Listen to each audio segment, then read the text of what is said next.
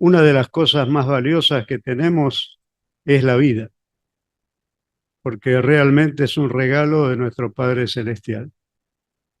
La vida es hermosa, pero el problema es que la calidad de vida que tenemos en este mundo es muy mala. Por eso muchas personas se preguntan, ¿por qué hay tanto dolor? ¿Por qué hay tanto sufrimiento? ¿Por qué hay tantas frustraciones? ¿Es eso lo que el Creador quería para nosotros? No, la Biblia contesta que no. Pero ahora vamos a ver por qué surgió esta situación tan mala y cómo va a cambiar, cómo Dios hará que cambie. Pero ¿cómo empezó todo? Yo voy a leer lo que comentó la Atalaya de febrero del 2017, porque es un detalle muy agradable, una descripción muy agradable del propósito divino. Dice, el propósito original de Jehová era que la humanidad viviera para siempre en la tierra. Dios les regaló generosamente a Adán y Eva muchas cosas maravillosas que le permitían disfrutar de la vida. Les dio libertad de elección y la capacidad de razonar, amar y cultivar amistades. El Creador habló con Adán para enseñarle a ser obediente y cuidar de sí mismo, de los animales y del paraíso. Además, dotó a la primera pareja humana de los sentidos del gusto, el tacto, la vista, el oído y el olfato. Gracias a ellos podían disfrutar plenamente de la belleza y abundancia que había en su hogar. Adán y Eva tenían un sinfín de oportunidades para hallar satisfacción en su trabajo, sentirse realizados y descubrir cosas nuevas. ¿Qué más se propuso Jehová? Creó a Adán y Eva con la facultad de tener hijos perfectos. Deseaba que estos tuvieran más hijos y que la familia humana llenara la tierra. Quería que Adán y Eva y todos fueran padres, amaran a sus hijos, tanto como Jehová amó a sus primeros hijos humanos perfectos. La tierra, abundante en recursos, sería su hogar para siempre. Qué hermosa descripción, ¿no? Qué agradable. Y está en armonía con lo que dice aquí Génesis capítulo 1, que está en forma concisa, ¿no? Génesis capítulo 1, les animo a leer el versículo 28. Génesis 1:28 dice, además Dios los bendijo y les dijo, tengan muchos hijos, multiplíquense, llenen la tierra y tomen control de ella, y tengan autoridad sobre los peces del mar, los animales voladores de los cielos y todos los seres vivos que se mueven sobre la tierra. Analizando un poquito la parte B del versículo, dice, tengan autoridad sobre peces del mar, animales voladores de los cielos. Quiere decir que Adán podía llamar a un pájaro y venía a su mano, acariciaba a un león y ni uno de esos animales le hacía daño a él, porque estaban bajo su dominio. Hoy no tenemos dominio ni sobre un mosquito siquiera. Y la parte A del versículo dice que les mandó tener hijos que se multipliquen y que llenen la tierra. Quiere decir que cuando la tierra estuviera racionalmente poblada, el parto terminaría. ¿Por qué terminaría el parto? Porque Jehová no hizo al hombre para morir, lo hizo para vivir. Y aquí al lado, en Génesis capítulo 2, versículo 17, se explica este asunto, por deducción, ¿no? Génesis capítulo 2, versículo 17 habla del mandato prohibitivo que Jehová Dios le dio a Adán y Eva. Pero no debes comer del árbol del conocimiento de lo bueno y lo malo. ¿Qué representaba este árbol? El derecho que tiene Jehová de decidir qué está bien y qué está mal. En otras palabras, representaba su autoridad universal. No debes comer de él, dice, porque el día que comas de él, sin falta, morirás. De ahí deducimos que la desobediencia lo llevaría a la muerte, pero la obediencia a la vida eterna. ¿Qué aprendemos de esto?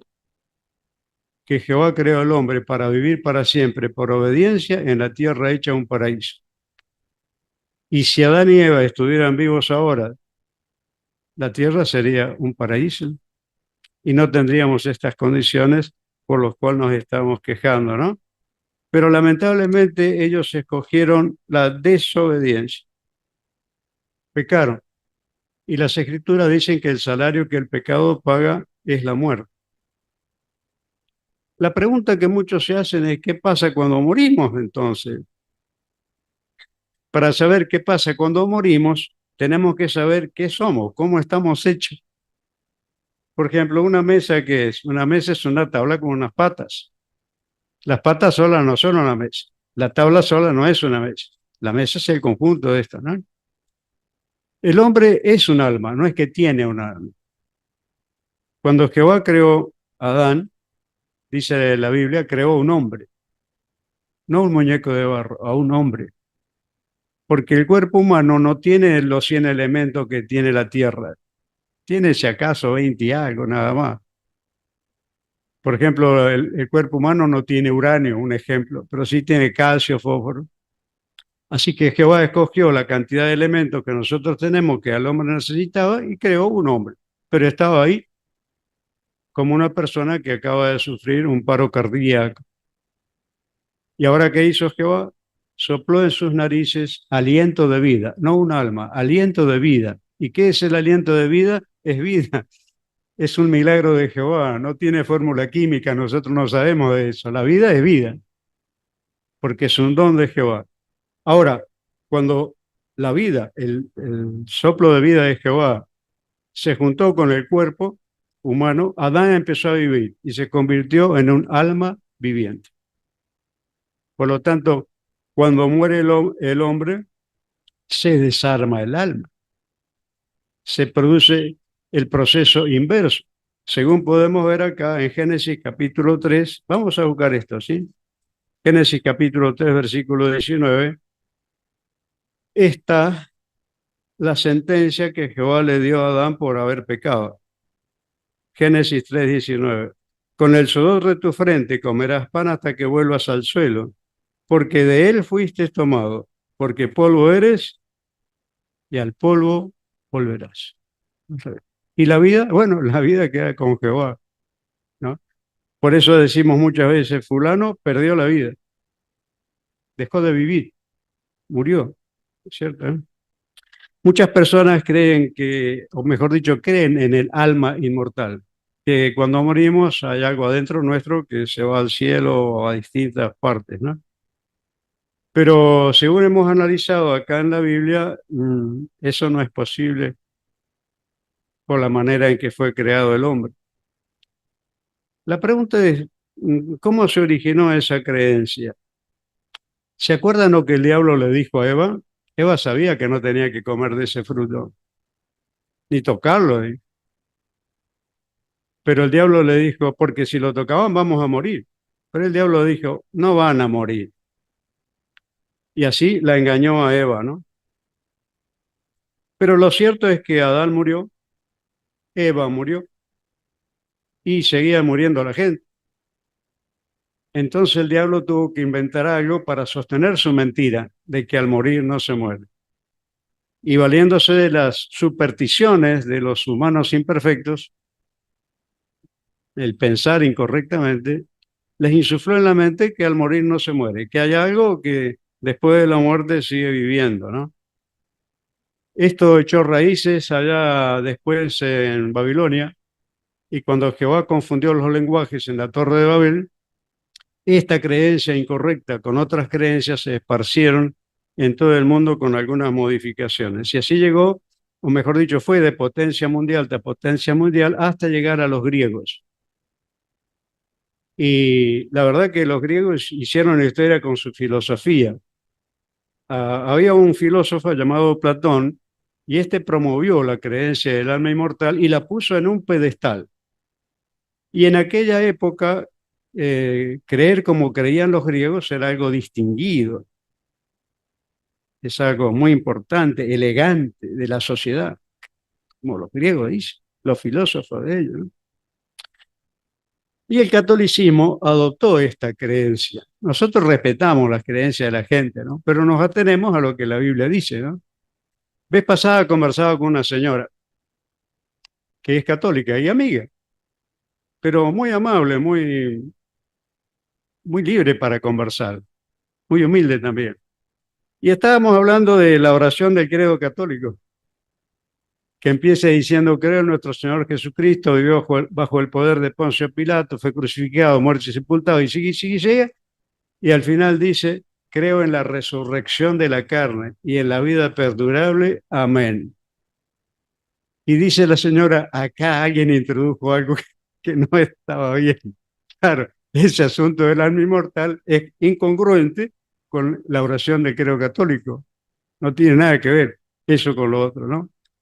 Interesante para ir aprendiendo. Y así llegó la reforma del 31 de octubre de 1517, cuando Lutero llevó la delantera en este asunto y se formó lo que se llamó el protestantismo. Y el protestantismo eliminó el uso de imágenes, la venta de indulgencias, como se quejaba Lutero, pero no eliminó la creencia del alma inmortal, que es muchas de las cosas que la gente cree hoy en día, ¿no? Y por allá, por 1870, habían varios grupos de estudio de la Biblia, y entre ellos el grupo de nuestro hermano Russell. Eran muy perseverantes en el leer y estudiar la Biblia. De hecho, muchas de las cosas que nosotros entendemos ahora fueron un gran descubrimiento para ellos en esa época, ¿no? ¿Y qué descubrieron? Que la inmortalidad, porque vieron la creencia hasta que la gente mala va a ser inmortal sufriendo. La Biblia no enseña eso. Descubrieron que la inmortalidad es para las personas fieles, y para las personas infieles es la destrucción eterna. Y si no, ¿dónde dijo Jesús que iban a ir las cabras? El cortamiento eterno. Es una enseñanza de la Biblia. Y para ellos fue una bendición entender esto. ¿Y qué aprendemos nosotros también? De el beneficio de desechar ideas erróneas. Cuando desechamos ideas erróneas, entonces estamos recibiendo una bendición de Jehová.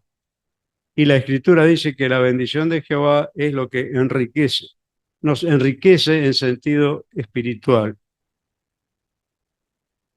Y hay otro detalle interesante, ¿no?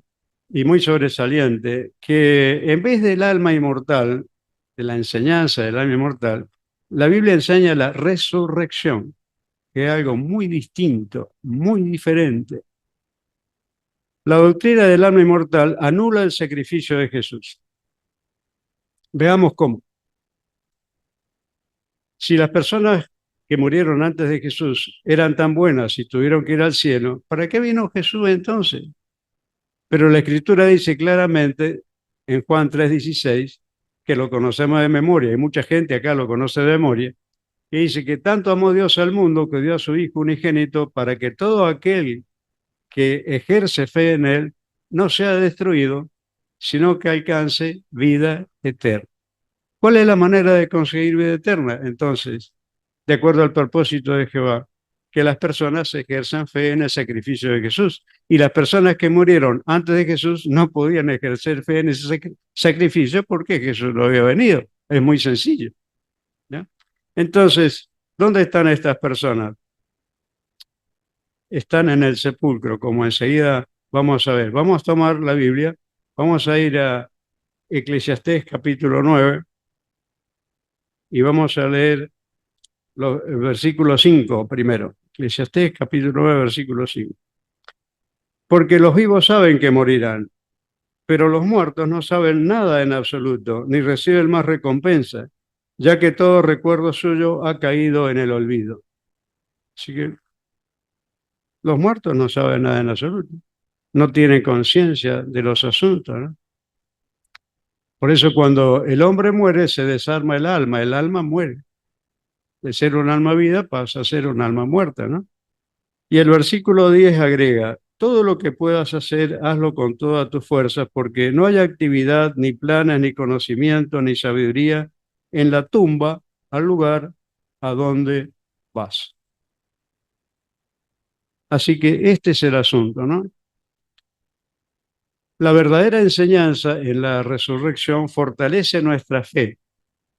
¿Por qué fortalece nuestra fe? Porque no se basa en supersticiones. La Biblia habla de 9 resurrecciones. La primera, la que hizo Elías al hijo de la viuda de Sarepta. La segunda, la que hizo Eliseo al hijo de la mujer de Sunem. La tercera, la que sucedió cuando iban a enterrar a un hombre y venían unos maleantes asaltando a la gente y lo tiraron al hombre ahí y tocó los huesos de Eliseo y resucitó. Esas son tres de las resurrecciones de las escrituras hebreas. Pasamos a la griega. Pablo resucitó a Eutico. El apóstol Pedro resucitó a Tabita, Dorcas. Jesucristo resucitó al hijo de la viuda de Naín, a la hija del presidente de la sinagoga y por último, la resurrección más impresionante, la de su amigo Lázaro, al cuarto día de estar muerto. Ahí nadie podía decir que esto no era, que no era un milagro. Ahí nadie podía decir que Jesucristo no era hijo de Dios. Ahí nadie podía decir que esto no era el Mesías. Impresionante. 8 resurrecciones, pero esas fueron temporales, volvieron a morir. Pero dijimos que había 9, no 8. Falta una. ¿Cuál es la que falta? Y la de Jesús. ¿Y quién la hizo a esa? Jehová. Jehová mismo levantó a su hijo. Vamos a ver un poquito esto en 1 Corintios, capítulo 15, versículo 20. Vamos a buscar, ¿sí? Primera a los Corintios, capítulo 15, versículo 20. Dice, pero Cristo fue levantado de entre los muertos como primicias de los que se han dormido en la muerte. Fue levantado de entre los muertos. Jehová lo levantó como primicias de los que se han dormido en la muerte. ¿Por qué dice como primicias de los que se han dormido en la muerte? Porque las otras resurrecciones fueron temporales, como dije, porque volvieron a morir las otras personas. Lázaro inclusive volvió a morir. Pero Jesucristo no. Fue la primicia, el primero que fue resucitado para tener vida inmortal en los cielos. Y ahí tenemos las 9 resurrecciones. Así que tenemos un montón de testimonio en las Escrituras acerca de la resurrección de los muertos. Y que conste que si Jesucristo hubiera tenido alma inmortal, enseguida cuando murió, esta alma se iba al cielo. Pero eso no enseña la Biblia. Jesús fue resucitado al tercer día. Y después de haber resucitado al tercer día, las Escrituras dicen que estuvo 40 días más acá, en la tierra, antes de ascender al cielo. ¿Y por qué tuvo esos 40 días más acá antes de ascender al cielo? Para conversar con sus discípulos. Hasta comió con ellos, hizo un asado con ellos. ¿Para qué? Para que se le grabara bien en su mente y corazón esta resurrección impresionante que había hecho Jehová. Esto lo llenó de Espíritu Santo, de confianza y fe a los discípulos para hacer la obra que Jehová quería que hicieran. Pero ahora estamos esperando otra resurrección. Vamos a ver, Hechos capítulo 24, versículo 15.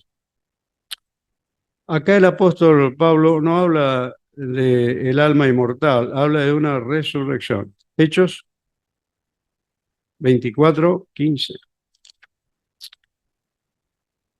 A ver. Dice ahí, y tengo esperanza en Dios, esperanza que también tienen estos hombres de que va a haber una resurrección, tanto de justos como de injustos. ¿Cuáles son los justos que resucitarán? Y las personas que sirvieron a Jehová en el pasado, como muchos de los que están sirviendo a Jehová ahora y mueren, o como los de antes de Jesús, ¿no? Abraham, David, Moisés, todos estos, ¿no? Y los injustos son personas que no conocieron la voluntad de Jehová y a la vista de él merecen tener una resurrección para que aprendan. La Biblia nos habla de 2 resurrecciones. Una resurrección en carácter espiritual que solamente para 144.000 personas que serán coherederos con Cristo en el reino celestial. Son tomados de acá de la tierra y tienen una resurrección semejante a la de Jesús, con cuerpo espiritual. Pero la Biblia nos habla de esta otra resurrección, de Hechos 24:15. Y a los cielos no puede ir ningún injusto, no puede tener inmortalidad. Esa resurrección es acá. Jesús tuvo una conversación con una de las hermanas de Marta, de Lázaro, sobre este asunto, que fue Marta. Vamos a tomar la Biblia, vamos al Evangelio de Juan, vamos al capítulo 11. Juan capítulo 11. Jesucristo había ido a la casa de Lázaro cuando él murió y tuvo esta breve conversación con su hermana. Entre las cosas que charlaron, ¿no? Juan 11:23. Jesús le dijo, tu hermano se levantará. Marta le respondió, yo sé que se levantará en la resurrección en el último día. Ah, ¿cuándo sería esta resurrección en el último día? Cuando Jesucristo ahora, después de Armagedón, comience su gobernación en toda la tierra. Ahí comenzará la resurrección de los justos y los injustos, ¿no? Y le dijo más. Seguimos leyendo del 25. Yo soy la resurrección y la vida. El que demuestre fe en mí, aunque muera, llegará a vivir. Y después abordó otro tema, Jesucristo. Miren lo que le dijo en el versículo 26. Y nadie que esté vivo y demuestre fe en mí, morirá jamás. ¿Crees tú esto? Y sí, ella estaba convencida que sí. ¿Y estos que están vivos y no morirán jamás? ¿Quiénes son? Los que estemos con vida sirviendo fielmente a Jehová y pasemos con vida el Armagedón. Tendremos la posibilidad de haber nacido y, si seguimos fieles, vivir para siempre, no conocer la muerte. Qué maravilloso privilegio. Y este está a nuestro alcance. ¿Qué aprendemos de esta conversación que tuvo Jesús con Marta? Lo siguiente, que entendían y creían que no era esta vida todo lo que podían esperar,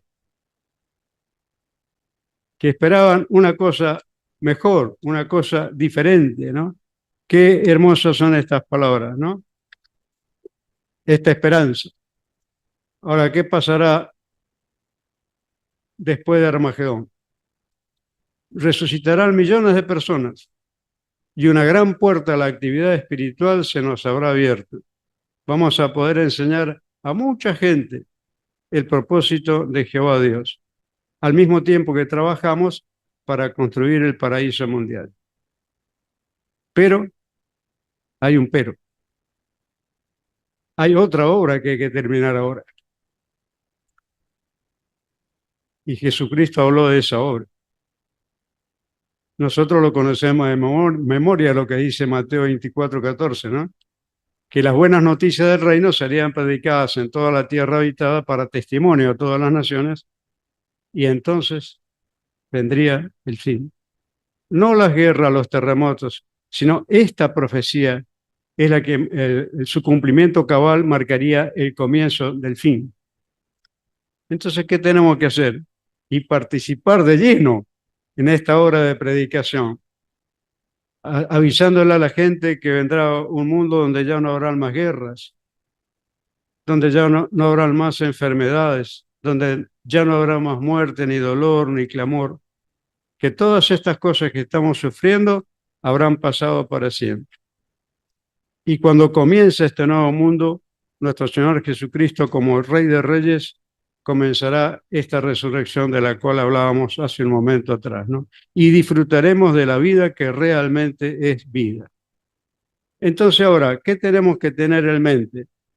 Y nuevamente voy a leer un comentario que hizo la Atalaya el 15 de octubre del 73.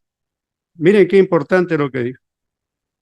El simple existir no es vida en sentido completo. Una persona vive mientras siente que su vida tiene significado y valor, mientras tiene algo por lo cual vivir. El ministerio cristiano se distingue por diversos logros. La vida de Jesús es un ejemplo perfecto de esto.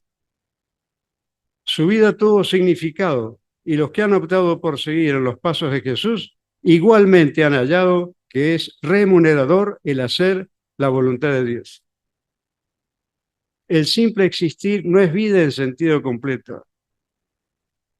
Una persona vive mientras tiene y siente que su vida tiene significado, valor, mientras tiene algo por lo cual vivir. Esta es una cosa muy importante de entender. ¿Qué aprendemos de Jesús con relación a esto?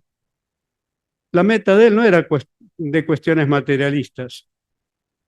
La meta de él no era una cuestión de sobresalir en los deportes. La meta de él no eran las diversiones.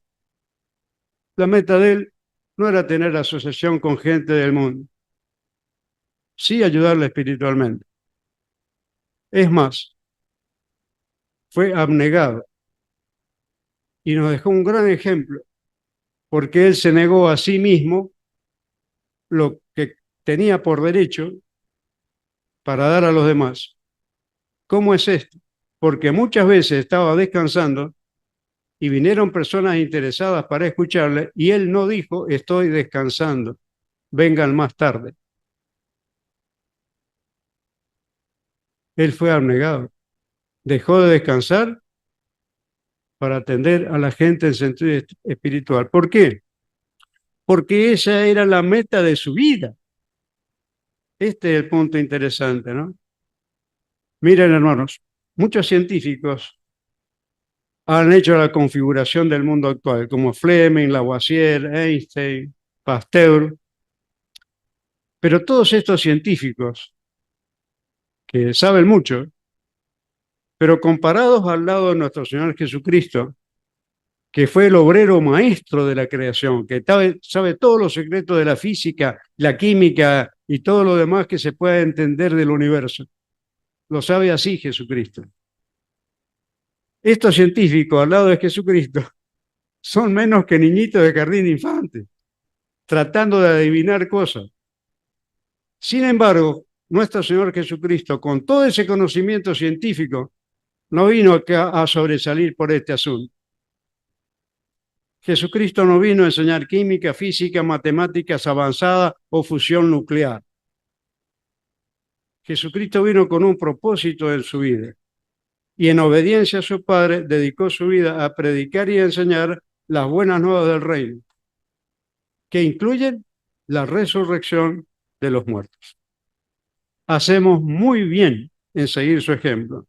Por eso, queridos hermanos, tenemos que trazarnos metas que armonicen con nuestra esperanza y propósito en la vida, predicando a todas las personas sobre el nuevo mundo de justicia que se acerca, donde no habrá más muerte, ni clamor, ni dolor, ni lágrimas. Pongamos todo nuestro corazón en ir a consolar a las personas y mostrarles con amor que no es esta vida todo lo que podemos esperar.